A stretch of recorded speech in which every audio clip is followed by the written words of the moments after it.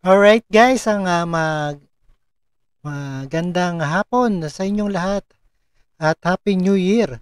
At pagbabasura sa franchise consolidation deadline, apela ng makabayan lawmakers. Ito ay nagbabalang muli ang makabayang block lawmakers ng matinding crisis sa transportation dahil sa Public Utility Modernization Program ng pamahalaan.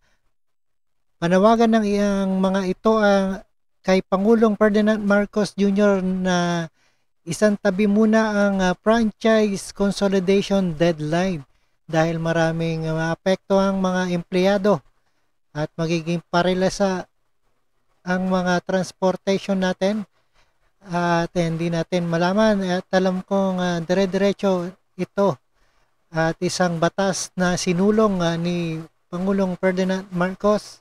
At panoorin po natin ang buong detalye dito sa UNTV. No other further ado, let's do this and watch.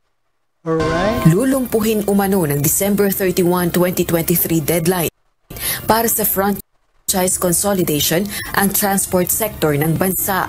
Batay ito kay Kabataan Party List Representative Raul Manuel.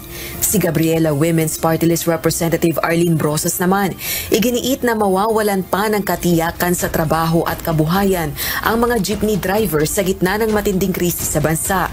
Dagdag pa nito dahil sa inaasahang mas kakaunting public utility vehicles o PUV na biyahe sa January 2024, milyong-milyong Pilipino ang mahaharap sa matinding transport crisis. Dahilan upang maapektuhan naman ang mahalagang bahagi ng ekonomiya.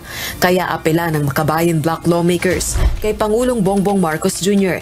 Isantabi muna kung hindi man ganap na ibasura ang franchise consolidation deadline na December 31, 2023. Sa ulat ng Land Transportation Franchising and Regulatory Board o LTFRB, nasa ikatlong bahagi pa lamang ng mga tradisyonal na jeep sa Metro Manila ang nakakapag-consolidate ng kanilang mga prangkisa. Ibig sabihin, mas marami pa ring pampasaherong jeep ang hindi consolidated sa National Capital Region. Sa kabila nito, kumpiyansa ang LTFRB na hindi magkakaroon ng krisis sa transportasyon kapag hindi pinayagang makabiyahe ang mga jeep na mawawala ng bisa ang prangkisa pagpasok ng... Matagal na kasing project yan, dapat diretso na.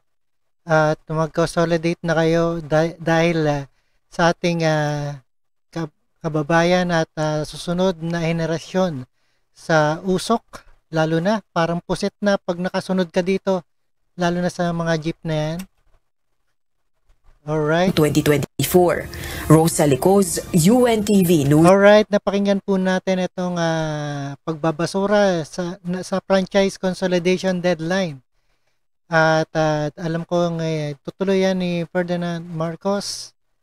At ito ay dati ng batas na dapat sundin. At ayan. Maraming salamat sa inyong panonood at pakikinig dito kay Karob Trip, and see you again sa ating sunod na reaction video. Peace out!